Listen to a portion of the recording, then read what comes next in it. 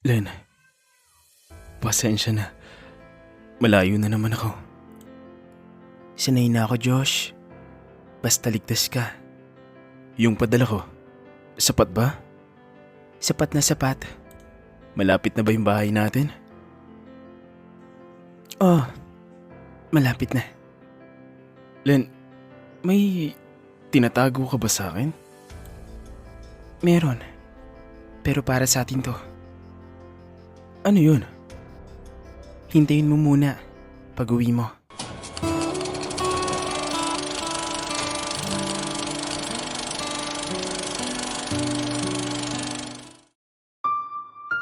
Si Len ay isang simpleng babae na naninirahan sa probinsya. Si Josh naman ang asawa ni Len na isang seaman na masanay yakapin ng alon kaysa ang sarili niyang pamilya. Matagal nang nasa barko si Josh at sa bawat pag-alis nito, may bahagi sa puso ni Len na laging naiiwan sa pangungulila. Si Josh ang uri ng lalaking hindi marunong magreklamo kahit pagod. Kahit may sakit, pipiliin pa rin niyang magtrabaho. Lahat ng kanyang kinikita, ni piso ay wala siyang itinitira para sa sarili. Lahat ay ipinapadala niya kay Len. Len, siguraduhin mong unahin ang mga pangangailangan natin. Sabi ni Josh sa huling tawag nila bago siya muling sumakay ng barko. Paano ka naman? Tanong ni Len noon, pilit pinapatatag ang kanyang boses. Ako? Kaya ko to. Sagot ni Josh. Basta balang araw, may bahay na tayong uuwian. Iyon ang pangarap ni Josh, isang maayos na bahay. Hindi man marangya, ngunit puno ng tawanan at sama-samang hapunan. Isang tahanang hindi na niya kailangang iwanan para lamang mabuhay ang pamilya. Sa tuwing makakatanggap si Len ng padala mula kay Josh, hindi niya maiwasang makaramdam ng halo-halong emosyon. Pasasalamat, awa at lungkot. Alam niyang ang bawat perang yon ay katumbas ng pagod ni Josh sa ilalim ng araw at ng matinding pangungulila nito sa gitna ng dagat. Minsan, naririnig ni Len ang pagod sa boses ni Josh tuwing tumatawag ito. Josh, mukhang pagod ka. Saad ni Len. Normal lang to, Len. Sagot ni Josh. Konting tiis na lang. Ngunit alam ni Len na hindi yon simpleng pagod. Iyon ang pagod ng isang lalaking handang isuko ang sarili para sa pamilyang mahal niya. Habang patuloy na nilalabanan ni Josh ang alon, tahimik namang nagdarasal si Len na balang araw. Hindi na nito kailangang maglayag palayo sa kanila para lamang matawag na mabuting asawa. Habang patuloy ang pagpapadala ng pera ni Josh, lalo namang bumibigat ang pag-iisip ni Len. Hindi lamang kung paano iyon gagastusin, kundi kung paano iyon mapapalago. Ayaw niyang manatili sa paghihintay. Nais niyang may gawin para sa kinabukasan nilang mag-asawa. Dahil mahilig siya sa marketing, unti-unting sumibol sa isip niya ang ideya ng pagnenegosyo. Mas maayos siguro kung may sarili kaming negosyo. Sambit ni Len sa sarili habang hawak ang huling padala ni Josh. Hindi habang buhay nasa barko siya. Sa bawat araw na lumilipas, mas tumitibay ang desisyon ni Len. Hindi sapat ang mag-ipon lamang, kailangan niyang gumawa ng paraan upang hindi na muling lumayo si Josh sa kanila. Kaya sa halip na ipagawa agad ang bahay, pinili niyang ilihis ang direksyon ng pera. Hindi para sa luho, kundi para sa isang pagkakataon. May takot si Len na magkamali, oo. Ngunit mas nangingibabaw ang takot na habang buhay na lamang si Josh ay paalis-alis. Habang siya'y naghihintay. Doon niya napagtanto na ang negosyo ang tanging paraan upang sabay nilang maabot ang pangarap kahit magkalayo sila. Naisipan niyang magtayo ng isang mini grocery store.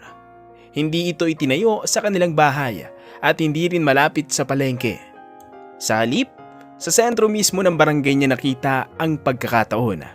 Isang lugar na dinaraan na ng mga tao araw-araw, ngunit kakaunti pa ang mga tindahan. Doon niya nasabing tama ang pwesto. kaya nangupahan siya ng maliit na espasyo, sapat lamang para sa ilang estante at isang counter. Hindi man malaki ang lugar, malinaw sa kanya ang dahilan ng pagpili rito. May pangangailangan ang mga tao at kakaunti ang nagsusupply. Araw-araw, bumabiyahe sila ng halos 10 minuto mula sa kanilang bahay upang buksan ang tindahan. Maaga siyang umaalis, dala ang kaba at pag-asa. Iniisip kung may bibili ba sa araw na yun. Sa simula, maliit lamang ang kinikita niya. May mga araw na sapat lang ang benta para sa upa ng pwesto at pambili ng panibagong paninda. May mga gabing binibilang niya ang kita. Tahimik na nagtatanong sa sarili kung kailan siya makakahinga ng maluwag. Isa sa mga unang pagsubok na kanyang hinarap ay ang limitadong puhunan. Hindi niya agad mailagay ang lahat ng produktong hinihingi ng mga tao. "Len, may gatas ba kayo?" Tanong ng isang kapitbahay. Sa susunod na delivery pa. Sagot ni Len, kahit alam niyang baka sa iba na lamang ito bumili. May mga pagkakataong napapanis ang paninda dahil mabagal ang galaw. May mga tinapay na hindi nabili. May mga dilatang halos mag-expire. Bawat itinatapon ni Len ay paalala na hindi sapat ang sipag lamang. Kailangan din ng tiyaga. Dagdag pa ang pagod sa biyahe. Hindi man mahaba ang 10 minuto, ngunit kapag araw-araw mo itong inuulit, ramdam ang bigat. Lalo na kapag kaunti lamang ang kinikita. Sa tuwing tatawag si Josh, pilit itinatago ni Len ang pagod sa kanyang boses. "Kamusta ka rin, Len?" Tanong ni Josh. Ayos lang ako, Josh. Palagi niyang sagot. Importante, ligtas ka dyan. Hindi pa masabi ni Len ang totoo. Hindi dahil sa takot, kundi dahil nais niyang kapag nalaman ni Josh ang lahat, may pagmamalaki na siyang resulta. Ang mini grocery store na ito, kahit maliit at puno ng hirap, ay hakbang papalapit sa pangarap niyang araw na hindi na kailangang maglayag ni Josh palayo sa kanila. Habang lumilipas ang mga buwan, unti-unti niyang napansin ang pagbabago. Hindi man biglaan, ngunit ramdam. Ang dating tahimik na mini grocery store sa sentro ng barangay ay nagkaroon ng sariling ritmo. May mga umagang may pila na bago pa man tuluyang makabukas si Len. At may mga hapong halos wala na siyang maipahinga dahil sunod-sunod ang mga bumibili. Sa umpisa, tingi-tingi lamang ang kita. Isang supot ng bigas dito, 2 dilata roon. Ngunit habang tumatagal, dumarami ang bumabalik. Nakabisado na ni Len ang mga mukha ng suki, pati ang mga karaniwang binibili ng mga ito. "Len, pakidagdag na lang sa listahan ko ang asukal," sabi ng isang kapitbahay. Oo, isasama ko. Sagot ni Len habang nagsusulat sa maliit niyang notebook. Doon niya napagtanto na hindi lamang produkto ang binibili ng mga tao, kundi tiwala. Mula sa maliit na puhunan, unti-unti niyang nadagdagan ang paninda. Nagdagdag siya ng frozen goods, itlog, at ilang pangunahing gamit sa bahay. Hindi siya nagmadali. Bawat desisyon ay pinag-iisipan niya ng mabuti. Ayaw niyang malunod sa utang. Ayaw niyang masayang ang perang pinaghirapan ni Josh sa gitna ng dagat. Habang abala si Len sa tindahan, patuloy pa ring nagpapadala ng pera si Josh. Walang kaalam-alam sa tahimik na pagbabagong nagaganap sa lupa. Sa bawat padala, mas lalo siyang kinakabahan, hindi dahil sa kakulangan, kundi dahil sa bigat ng lihim ng kanyang pasana. Isang gabi, tumawag si Josh. "Kamusta na kayo riyan, Len?" Tanong ni Josh. Bakas ang pagod sa kanyang boses. Okay naman kami. Sagot ni Len. Ikaw, kamusta ang biyahe? Pagod, pero kakayanin. Sabi ni Josh. Sandaling tumahimik bago muli nagsalita. "Len, gusto ko sanang itanong. Kamusta ng bahay?" Napatigil sandali si Len. Tumingin siya sa paligid ng tindahan sa mga estanting punong-puno na ngayon. Sa maliit na counter na minsang halos walang laman. Unti-unti na, Josh. Sagot ni Len sa telepono. Naghahanap na ako ng architect. Gusto kong maayos talaga ang plano. Talaga? Sagot ni Josh. Halatang natuwa. Ayos yan. Gusto ko yung matibay. Ayokong putyo-putyo lang. Oo. Sagot ni Len. Kahit ramdam niya ang kirot ng pagsisinungaling. Ganun din ang gusto ko. Matapos ang tawag, matagal siyang nakaupo. Hindi niya ipinagmalaki ang pagsisinungaling. Ngunit pinanghawakan niya ang dahilan, hindi pa ito ang tamang oras. Hindi pa tapos ang laban. Sa mga sumunod na buwan, tuluyan ang bumilis ang galaw ng negosyo. Dumami ang suki at may mga araw na halos hindi na siya makauwi agad dahil sa inventory at pagbibilang ng kita. Kailangan nilin bumiyahe ng 10 minuto pa uwi. Ngunit kadalasan, dala pa rin niya ang trabaho sa isip. Nagsimula siyang kumuha ng isang helper. Hindi na niya kayang gawin lahat mag-isa. May ordering, accounting at pag-aasikaso sa tindahan. Naging abala siya. Minsan, sobra. May mga gabing pag-uwi sa bahay, diretso na lang siya sa kama. Pagod na pagod. Ngunit kahit pagod, masaya ang puso ni Lena. Nakita niya kung paano mula sa isang simpleng mini grocery store, naging matatag na kabuhayan ang negosyo. Hindi man bongga, sapat na. Mas tumibay ang desisyon niyang itago muna ang katotohanan kay Josh. Hindi dahil sa panlilinlang, kundi dahil gusto niyang sa tamang oras niya ito malaman. Sa oras na masasabi niya sa kanya na hindi na kailangang bumalik sa barko. Sa oras na ang pag-uwi ni Josh ay hindi na pansamantala. Minsan, habang nag-aayos ng paninda, napangiti si Len sa sarili. Konti na lang. Bulong niya. Konti na lang, Josh. Habang patuloy na lumalaban sa alon si Josh, patuloy namang lumalaban si Len sa lupa. Magkaiba man ang mundo nilang ginagalawan. Iisa lang ang direksyon. Ang araw na hindi na kailangang umalis ni Josh at ang araw na sabay nilang uuwian ang pangarap. Habang patuloy niyang ino-operate ang mini grocery store, napagpasyahan ni Len na i-renovate ang tindahan at patayuan ng ikalawang palapag. Hindi na sapat ang dating maliit na espasyo. Kailangan ng mas malaking lugar para sa mas maraming paninda at mas komportableng pamimili ng mga tao sa barangay. Nagpatuloy ang araw-araw na biyahe. 10 minuto mula bahay papunta sa tindahan habang pinaplano niya ang renovation. Sinisigurado niyang matibay ang pundasyon at maayos ang daloy sa loob ng store. Hindi ito basta dagdag espasyo lamang. Isang simbolo ng paglago at pangarap. Matapos ang ilang linggo ng renovation at tuloy-tuloy na trabaho, naging 2-story na ang mini grocery store ni Len. Sa ground floor, nandyan pa rin ang mga staples, bigas, delata, noodles, gatas, frozen goods, at household essentials. Sa ikalawang palapag, inilagay niya ang mas kompletong supply. Pati na rin ang office space para sa pamamahala at isang maliit na area para sa delivery at stock storage.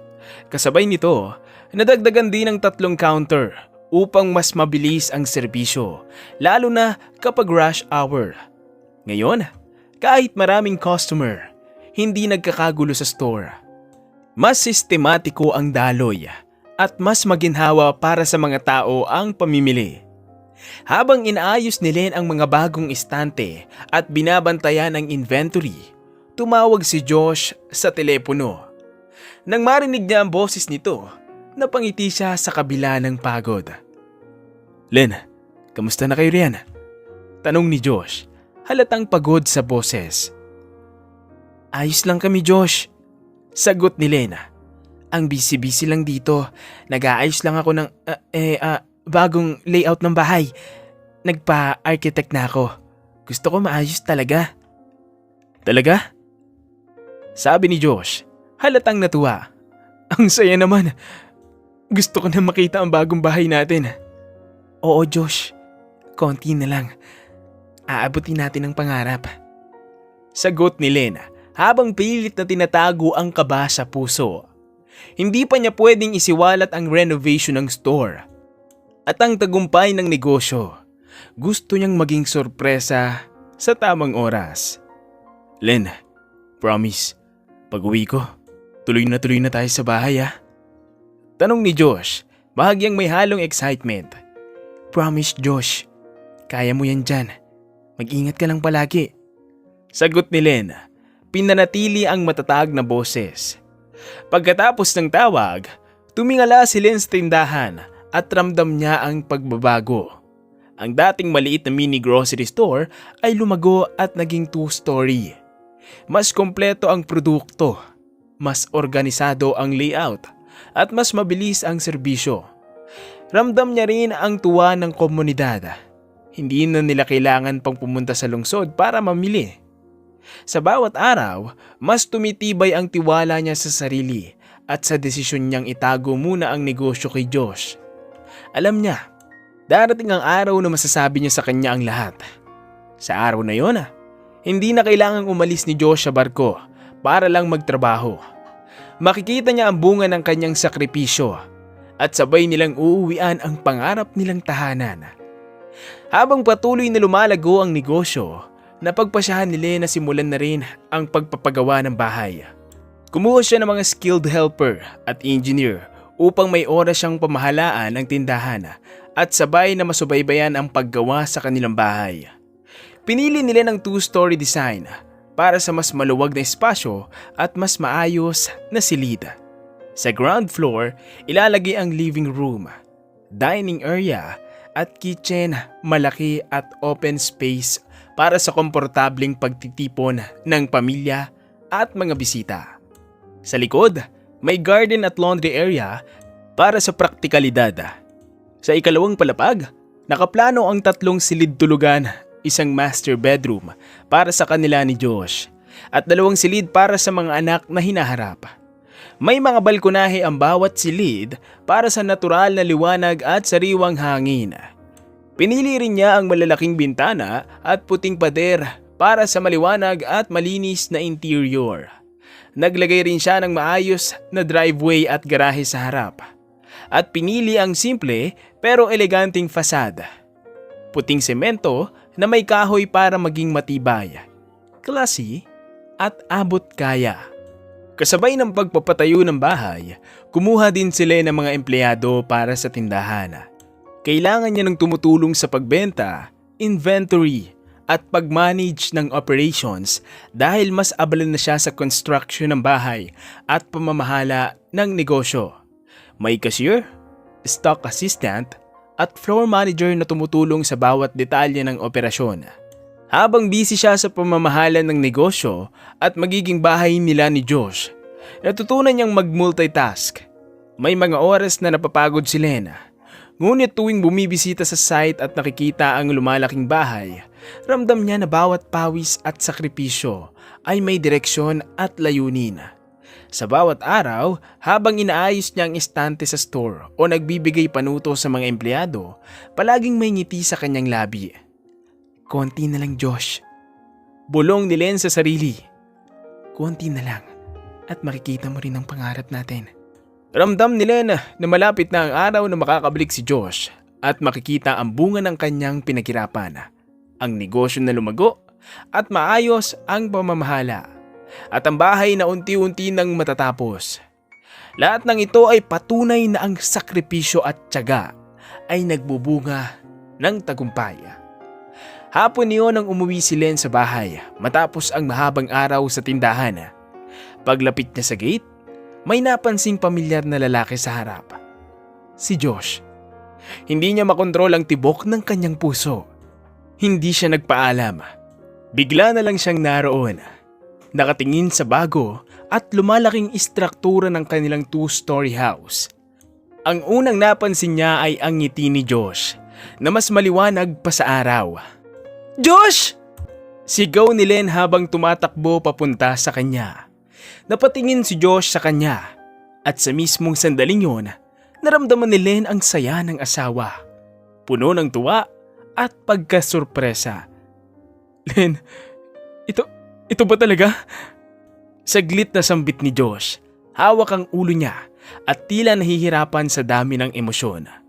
Bumuhos ang luha sa mga mata ni Lena. Oo, Josh. Lahat ng ito para sa atin. Sagot ni Lena at hindi niya mapigilan ang mga iyak na sumasabay sa kanyang mga ngiti. Lumapit si Josh at hinawakan ang mga kamay ni Lena. Halos hindi makapaniwala sa kanyang nakikita. Hindi ako makapaniwala. Nakita ko ang negosyo mo, Len. Lumago na ito. At ang ganda ng bahay natin. Hindi na napigilan ni Len ang sarili. Tumawa at umiyak siya sabay-sabay. Parang pinagsama ang lahat ng saya at lungkot ng mga nakaraang taon. Nahulog si Josh sa hagdan ng emosyon. Hindi niya inasahan. Nahimatay siya sa sobrang saya. Agad kumaripas si Len papalapit at inihiga siya sa mesa sa harap ng bahay. Josh! Josh! Gising ka, mahal! Sigaw ni Len. Hawak ang kamay ng lalaki. Napapalibutan sila ng halakhak at iyak ng tuwa. Si Len sa pagod at saya. Si Josh sa pagkabigla at tuwa. Len, hindi ko inakala. Ang dami. Ang laki. Ang bahay. At ang negosyo mo rin. Bulong ni Josh. Halos hindi makapagsalita sa dami ng emosyon. Natawa si Len at pinunasan ang mga luha niya. Oo, Josh. Lahat ng pinaghirapan natin. Lahat ng sakripisyo mo sa barko. Nakita mo rin ngayon. Hindi mo na kailangan umalis pa. Unti-unti siyang nakabalik sa sarili. Hawak pa rin ang mga kamay ni Len. Len, sobrang saya ko. Hindi ko inakala. Lahat ng ito, ikaw pala ang gumawa. Ngumiti si Len at pinisil ang kamay ni Josh. Oo, Josh. Nasurpresa ka ba? Para sa atin ang lahat-lahat ng yun. Tawa at iyak sabay-sabay. Parang naglaho ang lahat ng damdamin. Pagod, lungkot, saya, tuwa, at pagmamahal. Sa araw na yon, ramdam ni Len na lahat ng sakripisyo at hirap ay nagbunga. Ang pamilya nila ay muling buo at ang pangarap nila, ang bahay at negosyo ay unti-unting natupad. Isa sa mga hapon na tahimik sila sa bahay. Nakaupo sa balkonahe at pinagmamasdan ang liwanag ng araw na dumadaan sa kanilang bagong 2-story na bahay. Naisip ni Len ang malaking tindahan. Napatingin siya kay Josh at ramdam ang pagmamahal at sakripisyo sa kanyang mga mata. Ngunit alam niya rin na pagod na siya sa layo at pagiging seaman. Huminga si Len ng malalim at hawak ang kamay ni Josh. Josh, simula ni Len. Medyo nanginginig ang boses. Naisip ko, hindi mo na kailangan bumalik sa barko. Napatingin si Josh sa kanya. Bahagyang nagulat. Ano? Tanong niya, hindi makapaniwala sa narinig. Ngumiti si Len at mas mahigpit na hinawakan ang kamay niya. Alam mo, Josh, nakita ko kung gaano ka kasipag. At kung gaano mo kamahal ang pamilya natin. Lahat ng pinaghirapan mo sa dagat, lahat ng padala mo, nakita ko at napalago ko ang negosyo. Pero, sa tingin ko, mas mahalaga na makasama ko ikaw dito. Hindi na kailangang malayo. Gusto kong bumuo tayo ng pamilya dito. Sa tabi ng bahay at negosyo na pinaghirapan natin. Sandali siyang nanahimik. Tila iniisip ang lahat ng sinabi ni Len. Pagkatapos, may ngiti sa kanyang muka at dahan-dahan niyang niyakap si Len. Len, kung yan ang gusto mo at kung yan ang tama para sa atin, sumasang-ayon ako. Tuloy tayo dito. Kasama ka. Bubuo tayo ng pamilya at magfo-focus tayo sa negosyo. Kasama ka na. Hindi na ako lalayo pa. Bumuhos ang luha ni Lena, ngunit halo ito ng saya at kaginhawahan. Salamat, Josh. Salamat sa pag-unawa at sa tiwala. Bulong niya, habang magkahawak sila at pinagmamasdan ang kanilang bagong buhay na unti-unti nang nagiging realidad. Habang hawak pa rin nila ang kamay ni Josh, nakangiti silang pareho sa tanawin ng kanilang pinaghirapang buhay. Ang malaking tindahan na puno at maayos ang mga produkto, ang bahay na unti-unti nang natatapos, at ang kapaligiran na puno ng pangarap at pag-asa. Mula noon, tuluyan nang itinuo ni Josh ang sarili sa negosyo at pamilya. Kasama ni Len sa tindahan, natuto siya sa pamamahala, inventory at pakikipag-usap sa mga suki. Tuwing pumapasok siya sa malaking tindahan, ramdam ni Len ang kasiyahan. Hindi lamang sila abala sa negosyo. Nagsimula na rin silang planuhin ang pagsisimula ng pamilya. Ang bawat araw ay puno ng tawanan, pag-uusap at pagpaplano mula sa simpleng hapunan sa dining area hanggang sa pag-aayos ng bahay at pagpapaganda ng garden. Ramdam ni Len ang koneksyon at pagmamahalan na dati ay pinaghirapan nila sa layo. Ang negosyo nila na dati isang maliit na tindahan ay tuluyan ng naging maayos at organisado. May mga empleyado na rin silang tumutulong sa pamamahala, inventory at pagbebenta. Ang store ay naging sentro ng barangay, lugar na dinadaanan ng mga tao para sa kanilang pangangailangan. Sa gabi, habang nakaupo sila sa balkonahe, hinawakan ni Josh ang kamay ni Len at ngumiti. Len, salamat sa lahat. Hindi mo sinayang mga perang pinaghirapan ko bilang seaman. Salamat sa ginawa mong negosyo, sa pagpapagawa ng bahay. At higit sa lahat, sa pagpapaalala sa akin kung ano ang mahalaga sa buhay. Bulong ni Josh. Ngumiti si Len at hinagkan ang kamay ng lalaki. Josh, simula pa lang ito. Bubuo tayo ng mas maraming pangarap. Kasama ka na. Hindi na tayo lalayo. Pamilya muna, negosyo, at lahat ng bagay na pinaghirapan natin. Sabay nating aabutin ang lahat. At sa gabing yon, ramdam nilang pareho ang katiyakan, pagmamahal at tagumpay. Lahat ng pawis, luha at sakripisyo ay nagbunga ng isang buhay na puno ng kasiyahan, pamilya at pagtutulungan. Ang dating pangarap lamang ay naging realidad. Isang buo at masayang pamilya. Negosyo na pinaghirapan nilang magkasama at higit sa lahat, isang simula ng bagong yugto ng buhay. Walang malayo, walang pangungulila at puno ng pag-asa. Hanggang dito na lang ang magandang storyang ito.